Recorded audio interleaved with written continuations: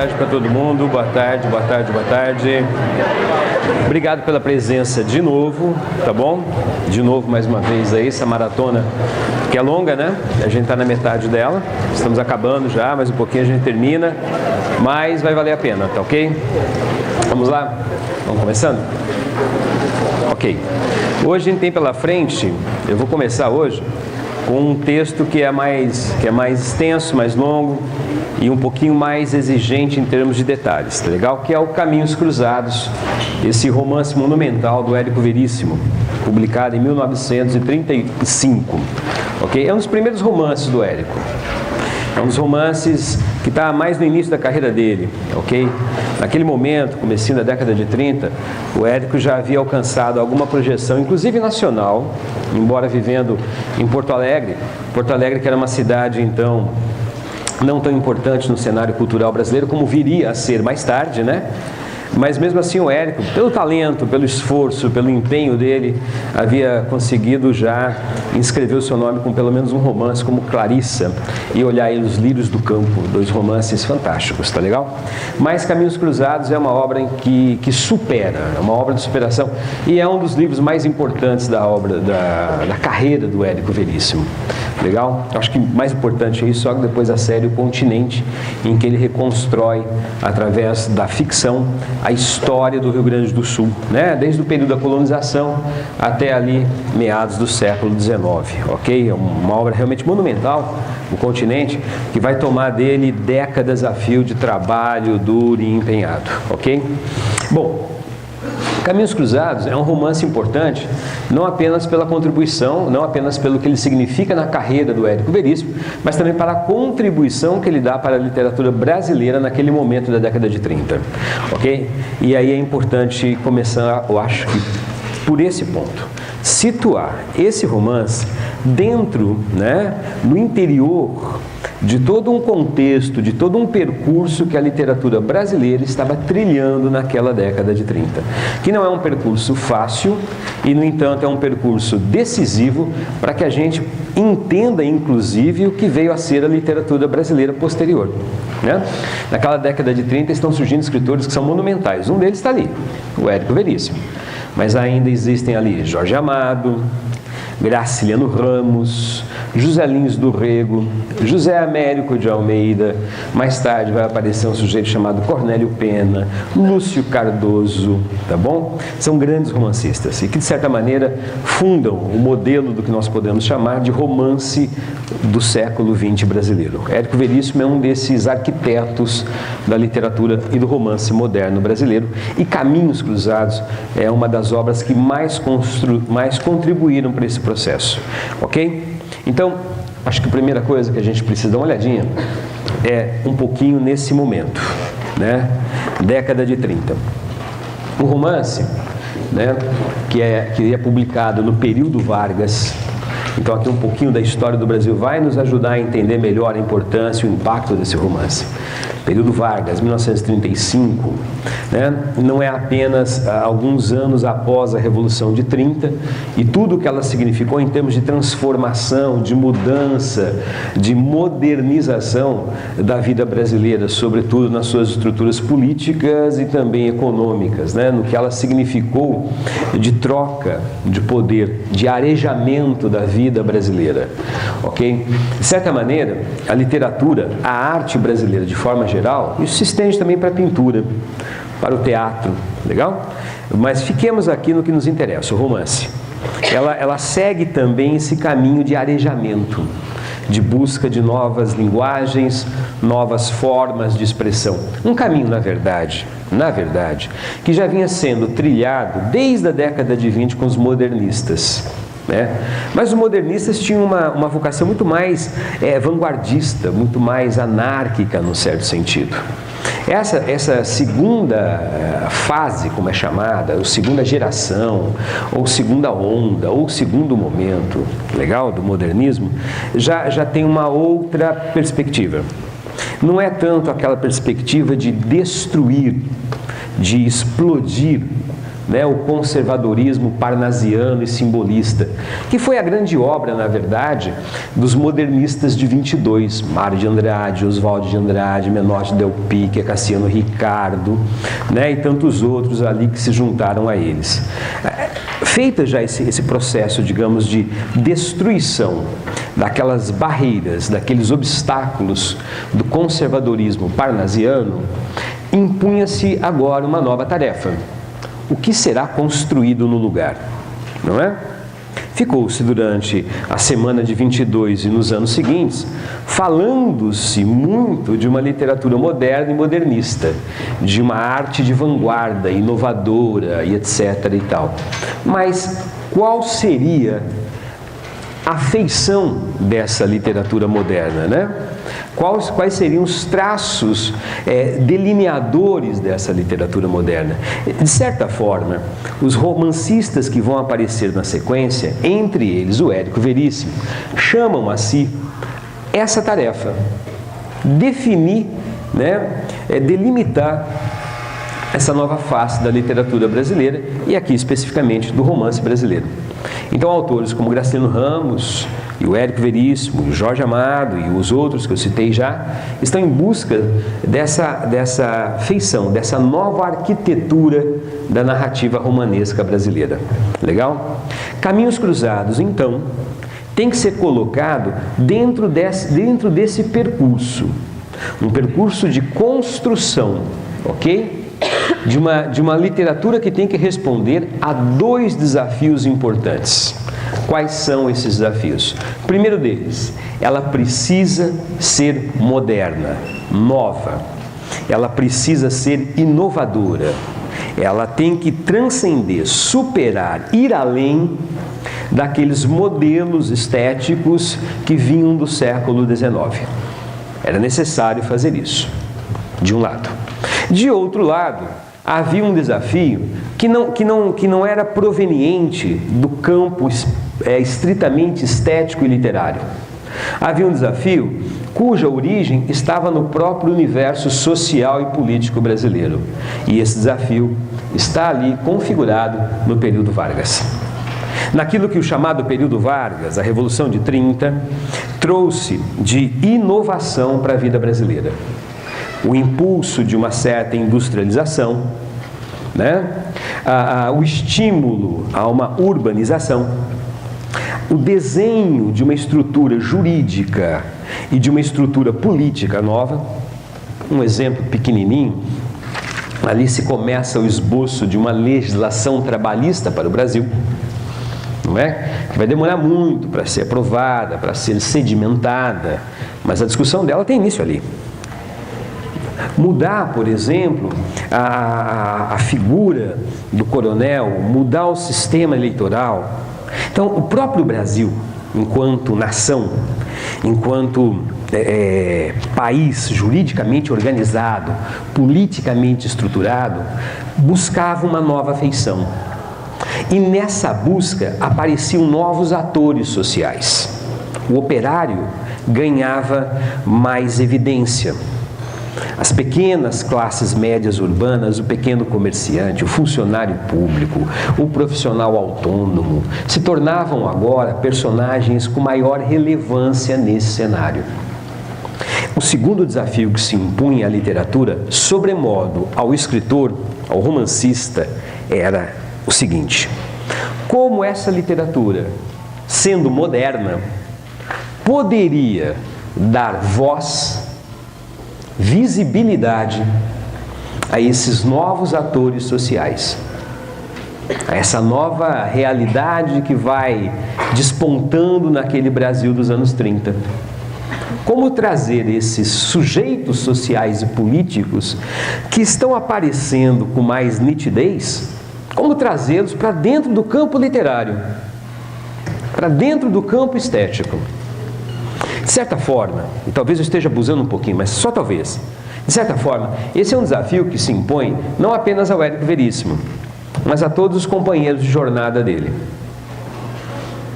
É quando, por exemplo, um Graciliano Ramos, ao escrever Vidas Secas, está querendo dar vida e voz, e visibilidade e humanidade ao retirante da seca. Não é isso? Quando, por exemplo, a gente se debruça sobre o Jorge Amado e ele traz nas suas páginas, como por exemplo de Capitães da Areia, essa figura até então absolutamente ignorada da infância esquecida, da infância abandonada. Eis aqui o escritor brasileiro se empenhando, portanto, em dar uma resposta que fosse minimamente eficiente a esse duplo desafio. Um romance que fosse moderno na sua linguagem, na sua estrutura narrativa, na sua feição romanesca, na sua arquitetura enquanto obra. E, ao mesmo tempo, apto, capaz de traduzir em termos estéticos aquela nova configuração de uma nação que também se queria nova. Não é, eu creio, uma tarefa muito simples. É uma tarefa ao mesmo tempo estética e política, estética e social, literária e sociológica. Portanto, eu não vejo outro caminho a não ser abordar os escritores desse período daquilo que os livros didáticos de literatura chamam de a segunda geração modernista, ou o regionalismo, o romance regional, ou ainda o romance de 30. Para alguns, o romance nordestino, tal a predominância de autores nascidos no Nordeste, tal a predominância de temas nordestinos na literatura dessa época, né? Jorge Amado, Graciliano Ramos, Zé Lins do Rego, Zé Américo de Almeida, Aurélio Barco de Ferreira de Holanda, Ascencio Ferreira e o Caramba 4.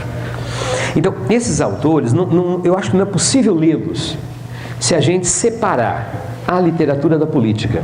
Política aqui no bom sentido, viu? Por favor. Política enquanto uma arte de responder aos desafios que se colocam no caminho que a nação percorre. Não é possível isso. Aliás, esses próprios escritores não fugiram a esse desafio. E esse é um traço, creio eu, da grandiosidade deles, né? Da grandeza deles, o que faz com que eles se tornem ainda mais respeitáveis para nós.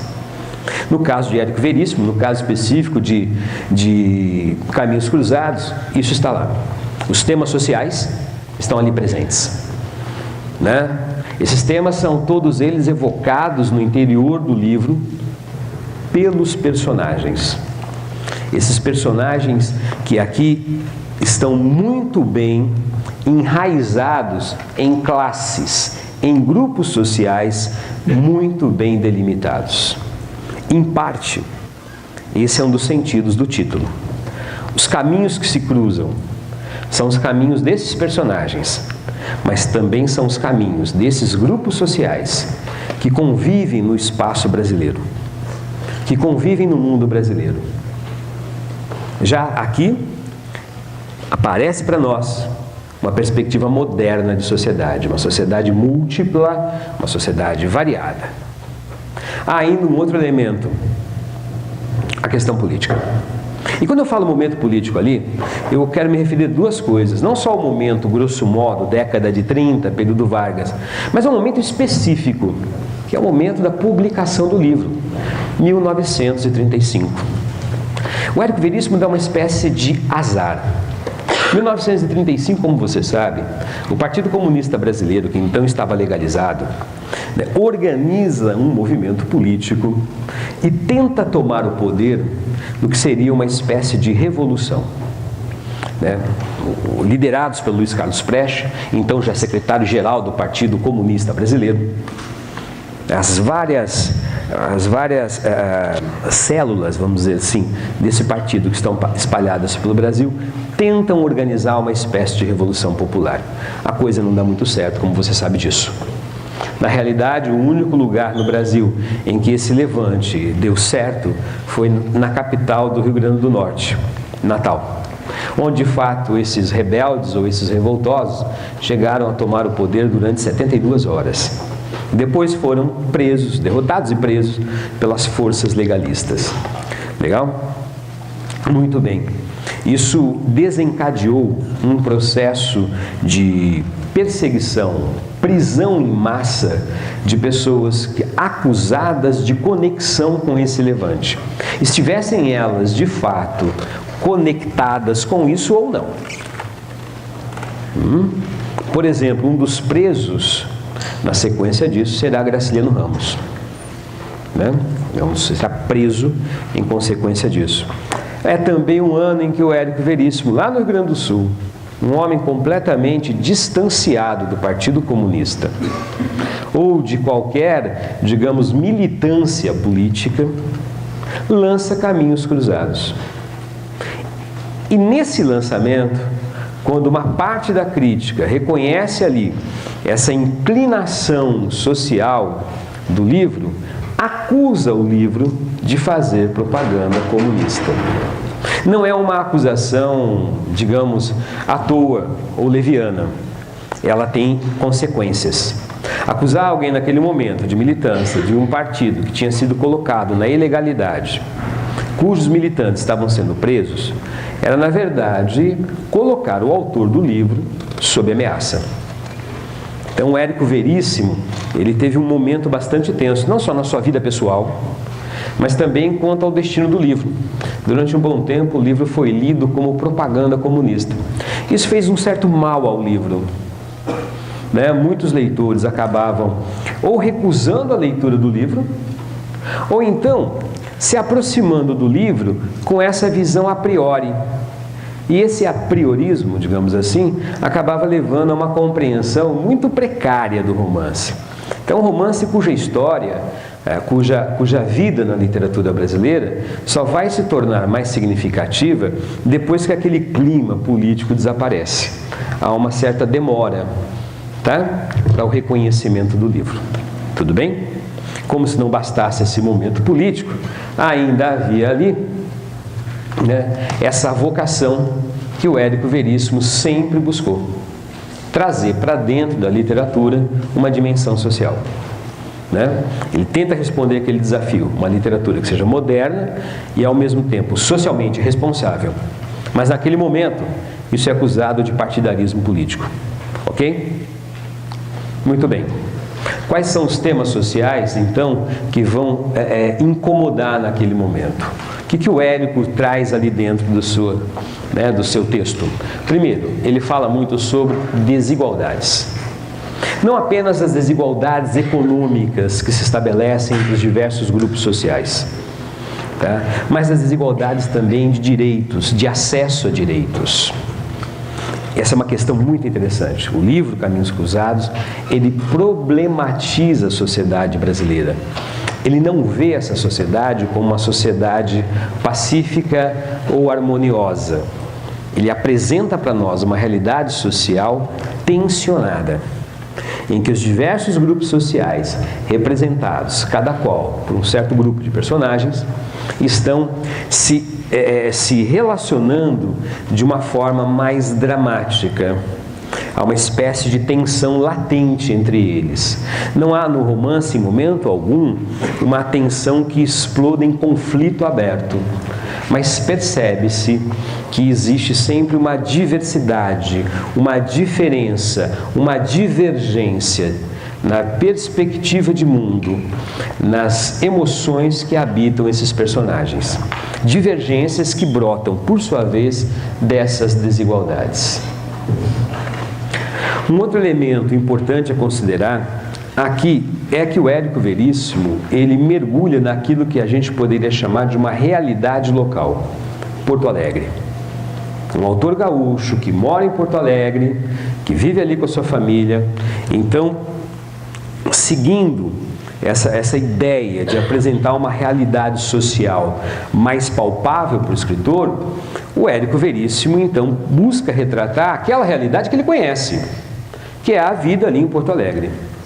Então, o que aparece para nós aqui é um cenário, em primeiro lugar, é um espaço geográfico e literário razoavelmente novo na literatura brasileira. Se a gente fizesse um pouquinho, voltasse um pouquinho no tempo e pensássemos, por exemplo, no romance brasileiro do século XIX, Zé de Alencar, Machado de Assis, Joaquim Manuel de Macedo, né, Antônio Manuel de Almeida e assim por diante, nós veríamos escritores que sempre privilegiaram como espaço ficcional a corte, o Rio de Janeiro. E os tipos sociais que habitam ou habitavam aquele Rio de Janeiro. Preferencialmente as camadas mais altas.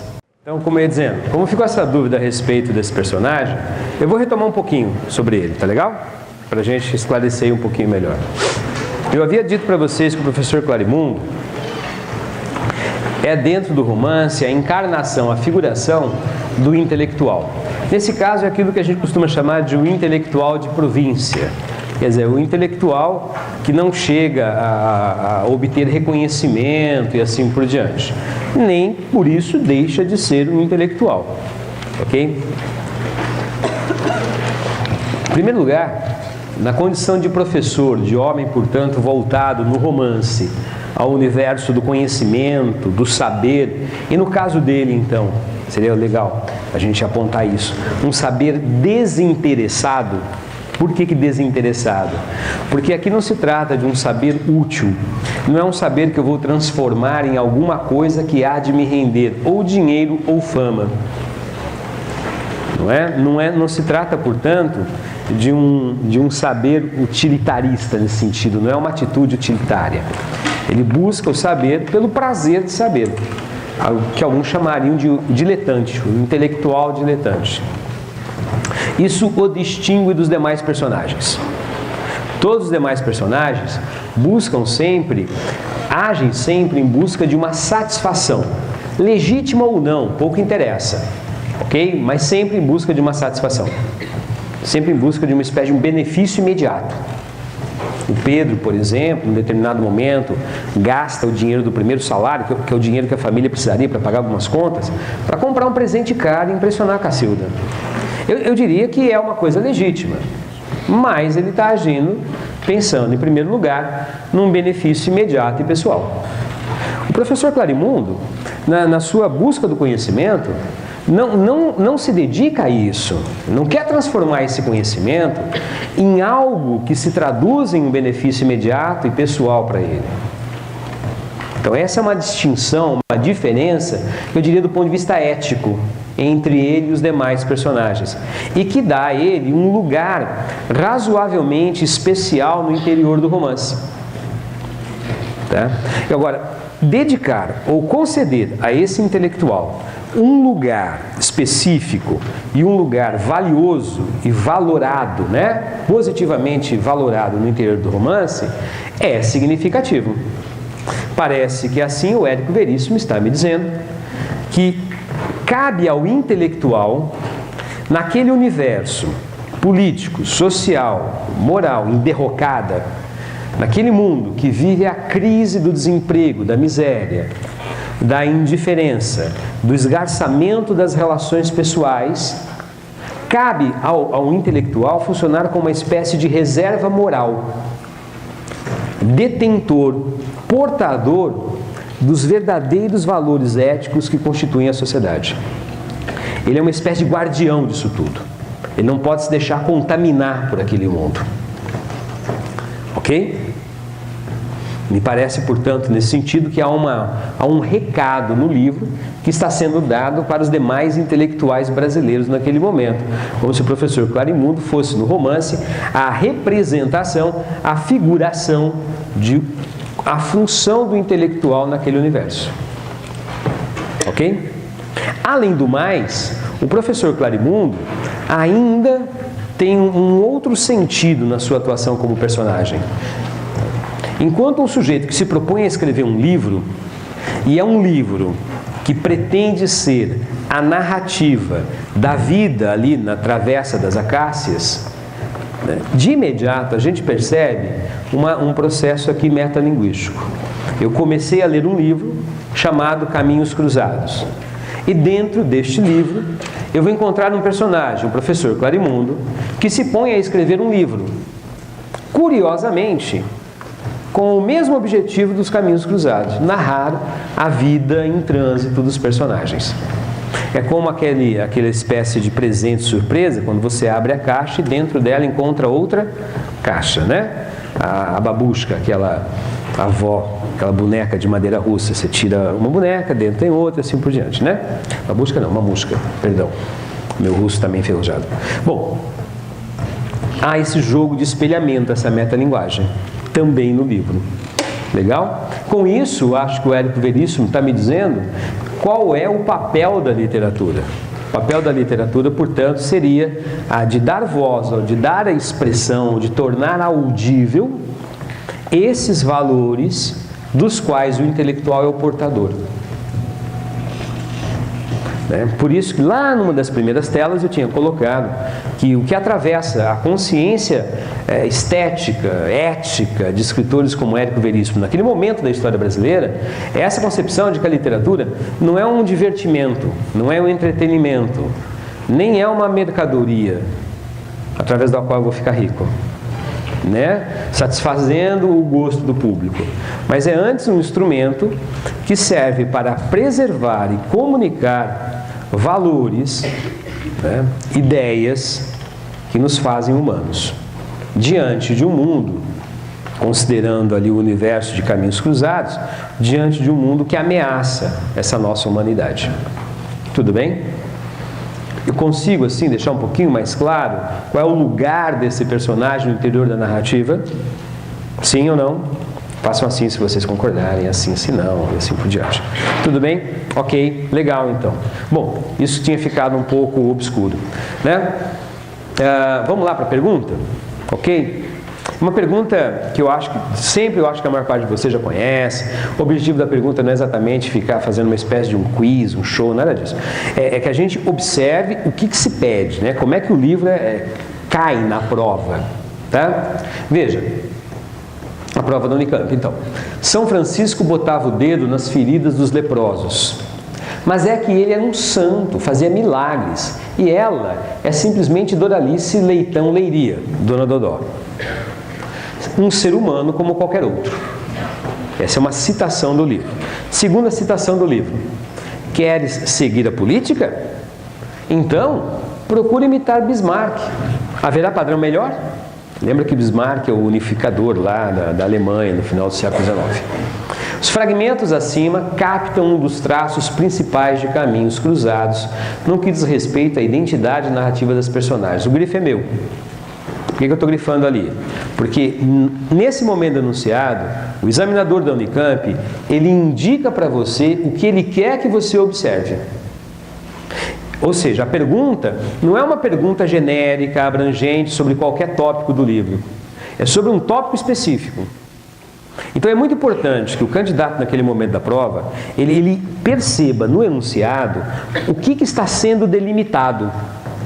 Aqui é como se o examinador pegasse uma caneta e dissesse: preste atenção a esse item. Que item? A identidade das personagens. Então, o que é que aqueles dois trechos indicam sobre a identidade que as personagens assumem? Legal?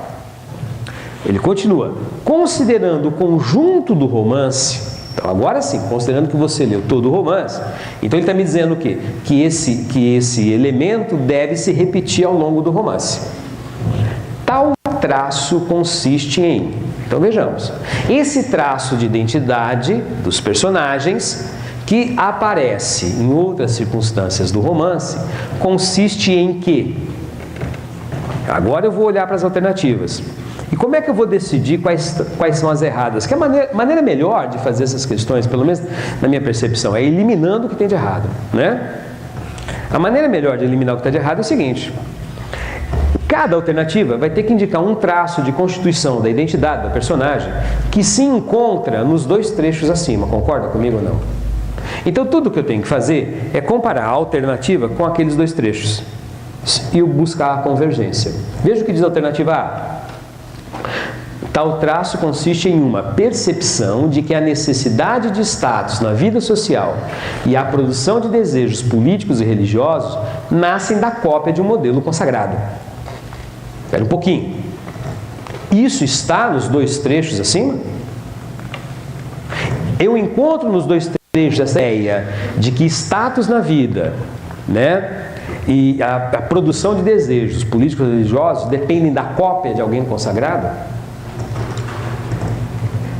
Quando eu leio a primeira frase, eu percebo isso, Quem é que a Dona Dodó tomaria como modelo de ação caridosa? São Francisco. Quem é que é aconselhado, ou melhor, qual o conselho que se dá a um personagem sobre qual seria o padrão de comportamento político? Bismarck. Então, há uma convergência. Está se dizendo assim para o personagem: você quer se constituir como uma pessoa caridosa? Você quer se constituir como um político importante? Você quer constituir, portanto, uma identidade? O que você deve fazer? Sigam um padrão, sigam um modelo. É o que diz a alternativa A, sim ou não? O problema dessas horas é que quando a gente encontra a alternativa A como a verdadeira, dá um certo calafrio, né? Você fala, ai, tudo bem? Então, só para ter certeza, vamos ver as outras? B. A afirmação por meio do narrador da necessidade de protagonistas bem construídos para o êxito da narrativa ficcional. Haverá nos dois trechos qualquer referência à necessidade, a êxito de narrativa ficcional? C. A afirmação por meio do narrador, recusa dos modelos bem-sucedidos na vida social. Eu já eliminaria por aí, nem leria o resto. Porque os dois trechos dizem que as pessoas devem seguir um modelo. São Francisco no primeiro, Bismarck no segundo. Então, não posso aceitar a afirmativa C. D. Representação literária da condição humana que não necessita de figuras imaginárias para atribuir sentido à vida religiosa e política. Bom, os dois textos citados dizem que eu preciso de um modelo. São Francisco no primeiro caso e Bismarck no segundo. Por isso, também descartaria a alternativa D de dado. Tudo bem ou não? Legal? Mesmo? Tudo tranquilo? E a resposta de fato é A. Tudo bem? Tranquilo até aqui? É claro que lendo a questão assim, dessa maneira, despreocupadamente, sentado numa carteira confortável, podendo comer à vontade, etc e tal, tudo parece sereno e tranquilo, né? O complicado é aquele momento da vida, né, que não passa nem Wi-Fi, você me entende muito bem, né? Tá certo? Você tá ali, né, tenso pra caramba, né? Eu sei disso. Mas você entendeu o meu intuito ou não? O que eu sempre recomendo para o aluno, e eu acho que isso vem de uma certa observação da prova, é o seguinte: o enunciado da questão, ela indica o que você deve buscar nas alternativas. Então, seja muito fiel a esse enunciado. Pressupõe-se, lógico, que você tenha feito uma leitura bastante atenta no enunciado. Legal ou não? Compreendendo exatamente o que o examinador está pedindo no enunciado, você tem mais elementos de critério para eliminar o que está em desacordo com a instrução desse enunciado. Tá bom? Beleza? E repara que na questão anterior, A, B, C, D, ficaríamos entre A e B, né? A e B estão próximas, sim ou não? Tudo bem? Fechamos por aqui? Podemos fechar, né?